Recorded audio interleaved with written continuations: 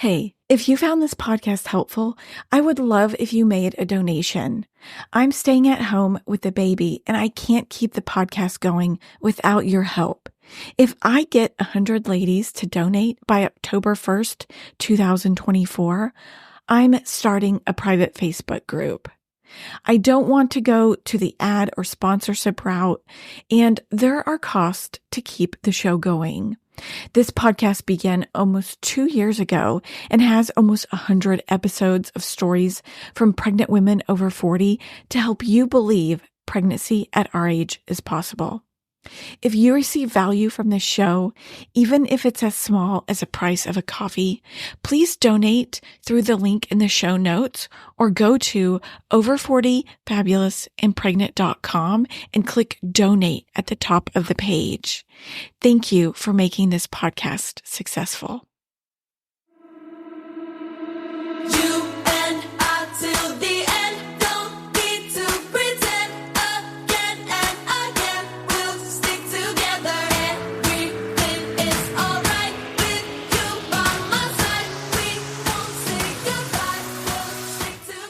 Welcome to Over 40 Fabulous and Pregnant.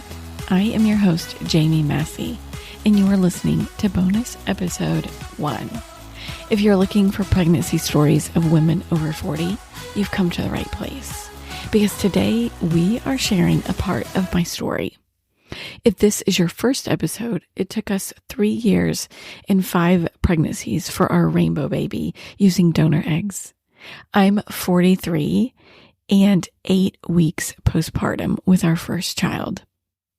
Now, I've been on maternity leave for a while, and I'm so excited to be back and give you an update on what has happened. I have 3 bonus episodes planned. This one, as you can see, is overdue. The next episode is going to be the birth story, and the last one is the postpartum recovery episode. And in this episode, we're talking about the ECV, and that's when the doctor turned the baby from breech to head down. I think I told this story, but I just kind of wanted to start there and then talk about all of the hard work we did before it came to the decision of just turning him. Then I want to talk about our expectations, well, I guess my expectations of starting labor and the birth plan. Then I want to share all the ways we tried to induce labor, because all of the things we tried to do to flip baby and induce labor did not work. And I feel like it was such a theme during the last trimester of the pregnancy. I kept trying to control everything, and yet none of it worked. Then we are going to end the show at our last midwife appointment before we go to the hospital. And I am just so excited to share my story. I can't believe I'm here. I just feel so lucky to be here and share this while my baby is laying next to me sleeping. But before we get into it, I have a few other things to share with you. I have so much listener feedback to share with you, but I also wanted to share something a little different today. I received a few things all the way from Australia and wanted to thank Heather and Ellie. Heather shared her beautiful story on episode 53, and she sent us an Australian traditional blanket and a book.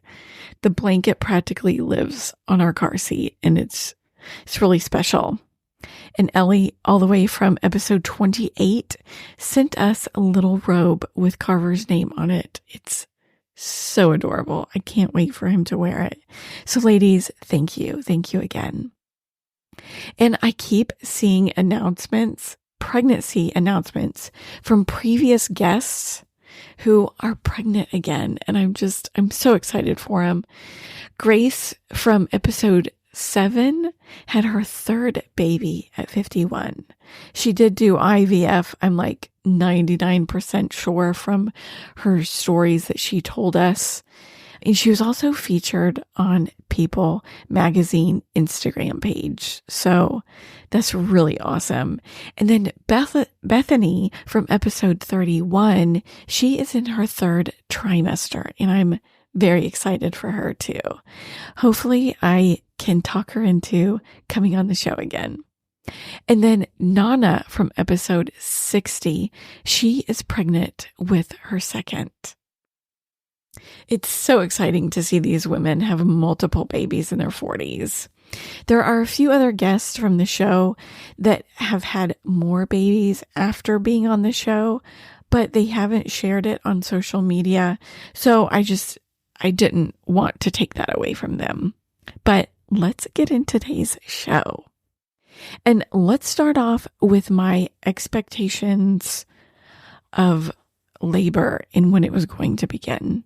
Because from the beginning, I never expected to even get to 40 weeks. Looking back on all of the guests, so many, like a huge amount, never even made it to 40 weeks. I mean, I think there are a few exceptions, but I assumed I would be the same. And looking back now, a lot of the guests were induced. But despite all of that, I never thought I was going to get to 40 weeks. And when I got to 40 weeks, I totally panicked. I've heard so much talk of stillbirth being concerned after 40 weeks, and that just sent my mind spinning. It just really gave me anxiety, and I was always feeling for the baby, making sure he was moving. There was even a few times where I was ready to call it quits. Take me to the hospital. Let's have a C-section right now. And so thank goodness for my doula, Emily Burt. She was amazing. And she really helped me off this C-section ledge. Like, Jamie, there's nothing wrong. Nothing has gone wrong. We talked on the phone. She reminded me of my birth plan and what I want. And I'm so very thankful for her. And for almost pretty much the whole third trimester, he was breech, and everyone assured me that he would turn before labor. No one was worried. He'll turn. Don't worry. And of course, that's when I started to take things in control. I had to be in control of the situation. Of course I could turn him. But if we didn't, we had two options. One, we could have that C-section that I never wanted. Or two, we could have the doctor physically manipulate the outside of my stomach to rotate the baby. And we're kind of pretty conservative when it comes to like interventions, especially when it comes to like health and medicine. So we really wanted to do everything we could before it came to either one of those options. In fact, everyone gave us so much hope that there were things that we could do that would positively turn him.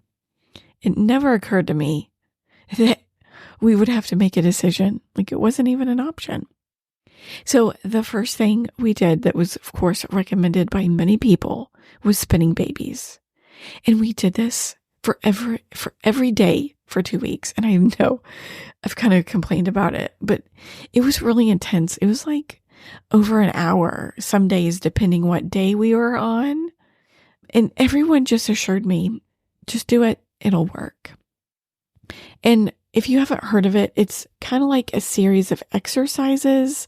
I use the term exercise loosely. Like one of them, I sat on my knees on the sofa, and then I put my head on the floor and just sat like that for like, I think 45 seconds. Another one was where I was leaning on the birth ball while my husband took a blanket and like seesawed my stomach. And then, this took like an hour and a half to do every night, and you can't miss a night. Otherwise you have to start over. So that did not work. The next thing we did, kind of at the same time, we got a YMCA membership. It's pretty close to our house-ish. And so people recommended that we went swimming. I love swimming, so it was not hard to get me there at all. However, the chemical, what is it called? Chlorine smell. Whoa. It just hits you right in the face whenever you walk in the door. But so we went to the pool about 3 times a week for at least a half hour. I would do small laps, like I would say lazy laps, if you will. I kind of floated in the pool with a noodle, but I also kind of moved my arms a bit to kind of get me moving, which really felt nice. And it was really enjoyable besides the freezing water and chlorine smell. So there was those things. It was really cold water. Whoa. I also wore a 2-piece because, well, it was the only thing that fit. And as you can imagine, I got some looks being like 8 and 9 months pregnant. One time, there was this little girl. She had to be, I don't know, maybe 2 years old. And when she walked by me, she had the biggest eyes and just was locked on my belly. And I just looked at her and I was like, it's big, isn't it? And she just looked so overwhelmed and just kept on walking. It was really cute. The third thing we tried was acupuncture and acupressure. And listen, I love me some acupuncture. For me, like, it's so relaxing. Like, compare it to like taking a bath or something. I just really like it. It really helps my anxiety. So no one had to twist my arm to do this. And so what's the difference between acupuncture and acupressure? Well, acupuncture uses needles on points, and then the pressure, oh my gosh, it's just what it sounds. And I think there's different levels of pressure that they use, like they can just use their thumb. But what she also did was they had like these Band-Aids with a needle in it. Like, I don't know, it was probably 16th. I don't even know if it was like 1/8 of an inch long. And they put these Band-Aids on me with the needles stuck in my skin.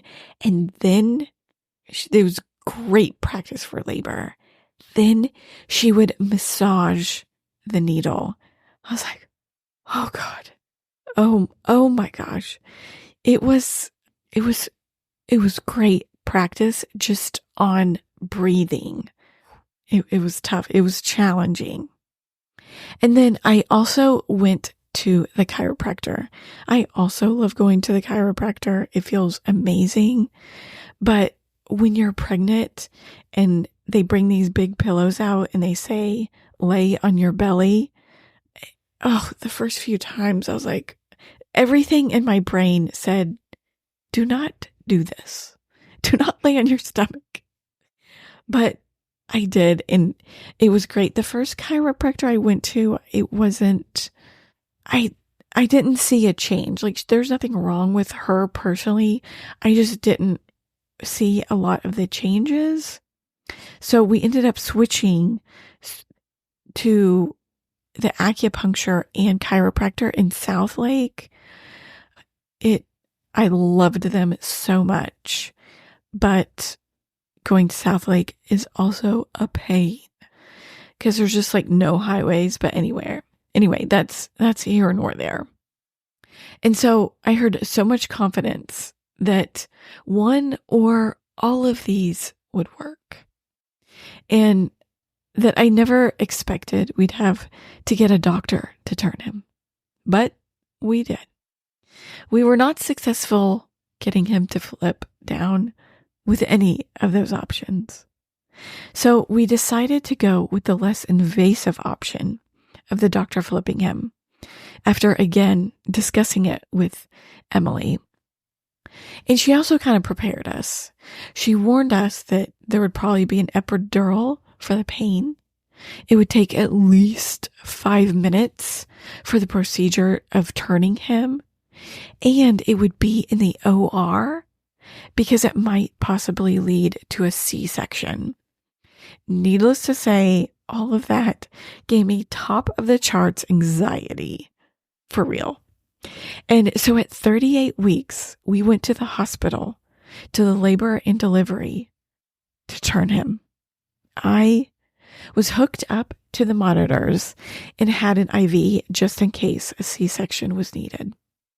Emily and my husband were there for much needed support, and it was just a nice distraction to have them around, honestly. And so after we were there for a while, we were all wheeled into this dark exam room with a chair and a sonogram machine, which, well, this wasn't an OR for sure. And there was, as my husband and Emily, and then 2 midwives, and then there was the doctor, the MFM, walked into the room. I will never forget this doctor. I've heard from several people, even a coworker at my office said he's very eccentric. He has long hair. He's an older gentleman, but he loved him. He did not have long hair this time. Granted, his kids are a little older, but eccentric indeed.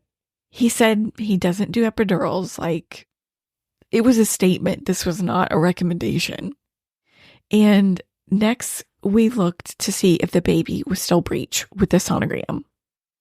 And he goes, well, lucky for me if he's still breech, because I have 3 grandchildren and a young girlfriend in Florida to support. And that just got everyone in the room chuckling, which I appreciated, being lighthearted about it. And at that point, after that, it became a competition in the room who could make us laugh more between my husband and the doctor. And so that it kind of helped me to calm down a lot. But I also, for the procedure, I brought headphones so I could just zone out and try and focus on the music instead of the procedure. And during the sonogram, of course, as many of you know, he was still breech. He did confirm that the cord wasn't in the way, and he was confident he could turn him. Now, I've heard a lot of confidence during this pregnancy, but he had a lot of experience, and so we went for it. The chair was actually motorized. It wasn't like a dining room chair or an office chair. This was like a chair that was motorized that laid me completely flat. And he put a ton of gel on the top of my stomach and asked if I was ready to begin. And I was just like, let's just get it over with. Let's just go. And so it was an intense amount of pain for 10 to 12 seconds, very short. And then he stopped. I picture it in my head like it's like a turntable, and he's like turning me like a vinyl. What are those? I can't even think what they're called. I can't think of it, but I just like a spinning record. There you go. Like that's what I pictured in my head with all this gel to make it a little easier. And so he stopped, and I kind of waited, and I said, "Is that all?" And he responded, "I hate when women tell me that." And the room just busts out laughing. Everyone in the room was completely shocked. No one had seen an ECV go this quickly. 10 to 12 seconds. I was like, I built up all of that for absolutely nothing. I mean, no one could even get their phone out quick enough to record it, which I really would have loved seeing, because of course I can't see anything laying down. And then afterwards, we did a sonogram to confirm that he was head down now. And then we went back to that little room behind the curtain where I was monitored to make sure the baby wasn't stressed. I had a few contractions, but everything was really fine. We were there being monitored for a few hours afterwards before we could really be released. So we were there at the hospital for like 4 or 5 hours for, a 12-second procedure. Wild. And I was told the baby would need to get used to his new position of breech before labor would even be a possibility. And my birth plan, and I'm sure I've kind of said it on a few of the other podcasts here and there, and we usually like to choose the non-invasive, natural route of things first. In a perfect world, I would have had a free birth at home. It sounds amazing. But after me and my husband discussed it a while ago, we still chose to have it in the hospital. And in fact, with our first pregnancy that I had a miscarriage with, we really found a midwife that we really liked for a home birth. So that's how gung-ho I was about a home birth. And I wanted it to be completely non-medicated, and even birthing in the pool, or at least laboring in the pool for a while, sounded just like the perfect thing. Lights down low, really a calm kind of natural atmosphere is my romantic image in my head. And my mom also gave birth naturally. She tells me this often, no medication. And of course, I'm like, I can do the same. Of course I can. If she can do it, I can do it. And one of my huge things after hearing Claire's story is it was Jenna's story. I'm sorry. Jenna pulled her baby out and I was like, oh my gosh, that sounds perfect. I must do that also. And so after all of this, an induction, obviously out of the question, because it wasn't going to happen. I didn't need an induction because I was never going to make it to 40 weeks. Why would I have an induction? It was really a beautiful romantic plan. So now we had the baby head down. It was time to get the baby out. Because, well, of course, I'm not going to make it to 40 weeks. And here we are. And here are all of the things we did to induce labor naturally. I guess a non-medicated induction, if you will. And let me just tell you, all of the advice was pouring in on how to induce labor. So the first thing we did, let's just get this one out of the way. We did trisex. And then I continued to go to the acupuncture and chiropractor. Emily gave me this recommendation of the couple in South Lake. It was a pain to drive there, but they were so amazing. I really loved them. And then the third thing we tried was primrose oil. I put it in vaginally. I've never done that before. And I guess anything that you do orally, you can also do vaginally. And I was like, oh, I guess that does make sense. The midwives recommended this. So I think I did 3 or 4, I don't know, once I hit 40 weeks, that's when I started a lot of this. Because of course, I'm going to change all this and get this baby out. And since we had a YMCA membership, I walked the track. They have an indoor track like crazy. And I got so many looks. I'm just like, screw it. I'm going. And I just walked for half an hour. It felt really nice. And then I just watched basketball down below, which was kind of entertaining. And then since I was also at the Y, I did lots of curb walking before and after my walk. I know that's another big thing to induce labor. And then tea was also recommended. So I got some labor tea and I drank 4 or 5 cups every day. And what I did was I brewed I think I did 4 tea bags the night before. And so I steeped it overnight to make it super strong. And then I would just add it in my water kind of throughout the day. Added a little splash of Splenda and I just got addicted to it. It was like a nice ritual I did every day. And then the next thing I did was a circuit. It was the mile circuit from Spinning Babies. And I kind of did this towards the end. And this was recommended from Emily that I do this. This one was work. It was work. And if you were not, like, I didn't feel comfortable doing it. Like, I felt like I was laying on my stomach. And so I just ended up modifying them. And one of them was curb walking. And this was after the whole Y thing and going to the pool. And so instead of doing like curb walks, because, well, we live in the country, I just walked up and down our stairs, which I feel like it gave me the same effect. I don't know.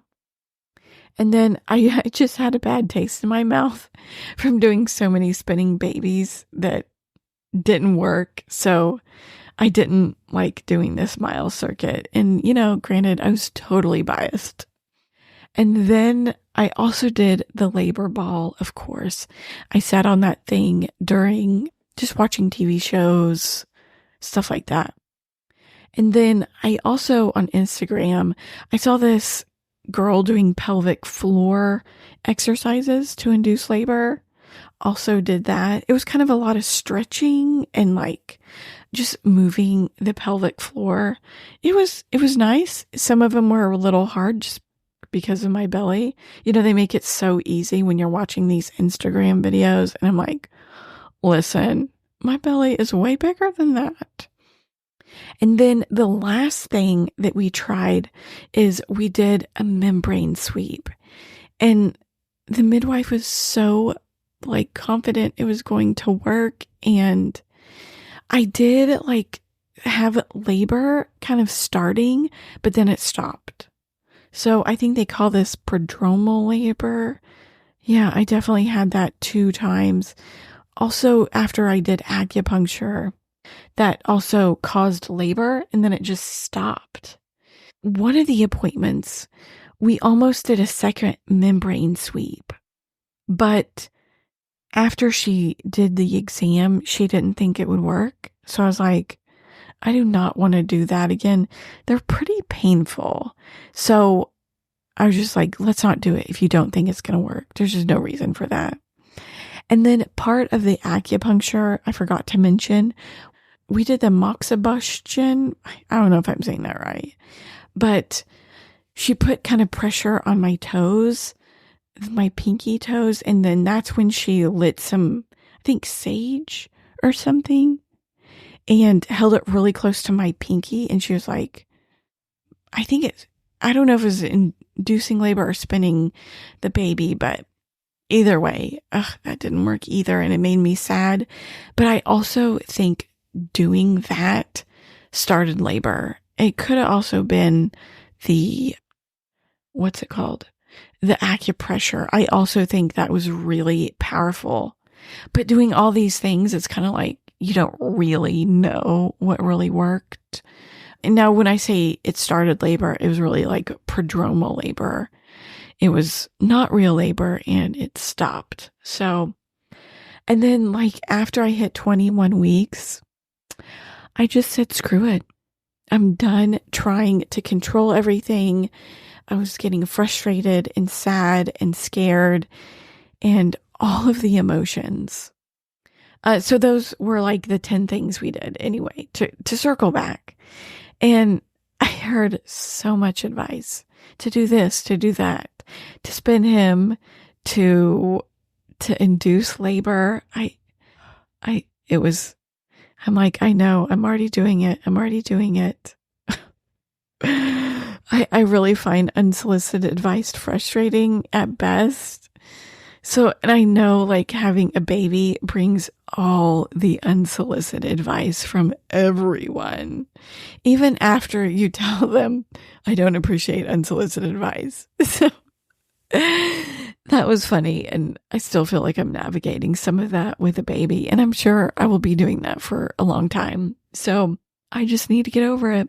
Oh, also another thing. Someone told me that like having a foot massage would induce labor.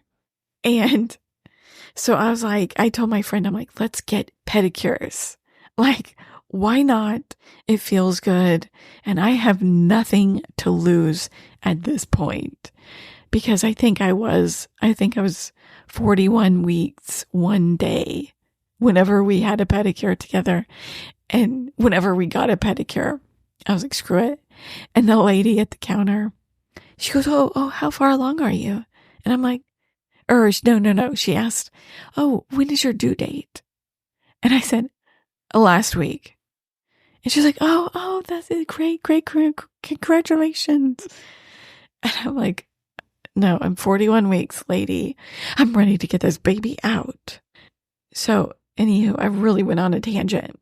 My due date came and went. We got a pedicure. My anxiety was insane. And one morning before work, I think it was Wednesday before we had the baby, I could not feel him. I'm in the shower and I'm like pressing my belly and I'm like, please move, please move. And he didn't and he wouldn't. And so I kind of waited before alerting my husband of my concerns. And so I laid down and he still wouldn't move. So I'm pressing on him more and more. And my husband came in and I'm like, listen, he won't move. So he got a cold pack, put it on my belly. Sure enough, he started moving. And I'm like, oh, relief. Thank you for moving. You could have done that a long time ago. But I ended up calling the midwives anyway. And we had a sonogram, of course, to find out. He was just sleeping. Everything was fine.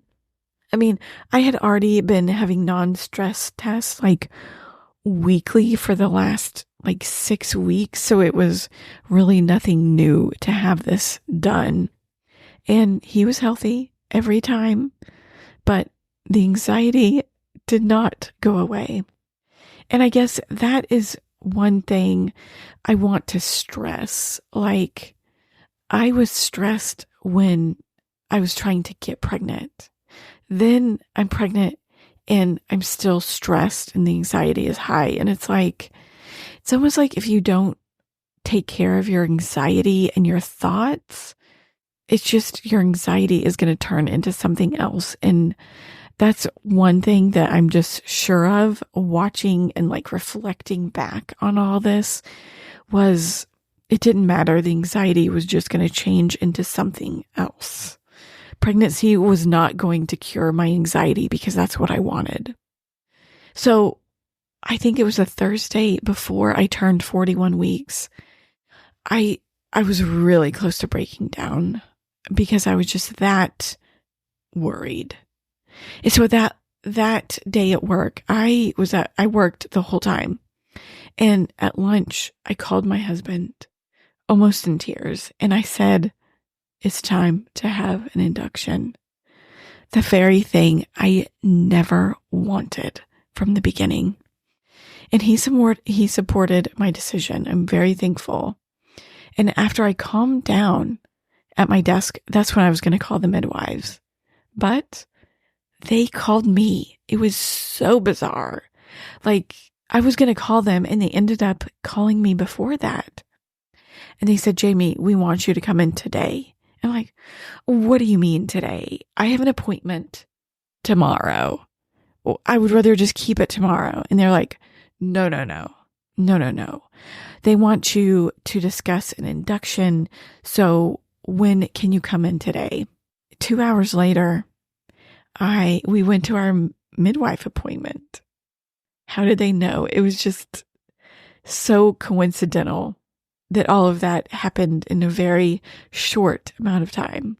The appointment they told me they didn't want me going through the weekend, and they wanted to get me an induction scheduled for the next day. So I was like, wait a second. I put it in my head that I'm going to just be pregnant forever. Now we're going to do an induction tomorrow. It took me the whole appointment to wrap my head around, it's going to happen tomorrow and I need to get ready mentally. And when they went to go check with the hospital about an opening, the only opening was on Sunday at 7 p.m., 2 days away. And this is what I wanted. I was so ready to have this baby. I was just like, let's do it. I'm ready. An induction on Sunday. That's where we're going to end this episode. Next time, I will be sharing the birth story because it does start on Sunday, but before we go to the hospital. Please don't forget to donate if you like this podcast and want to hear more episodes. And thank you so much for listening. Have a great week, and I will see you on the next one.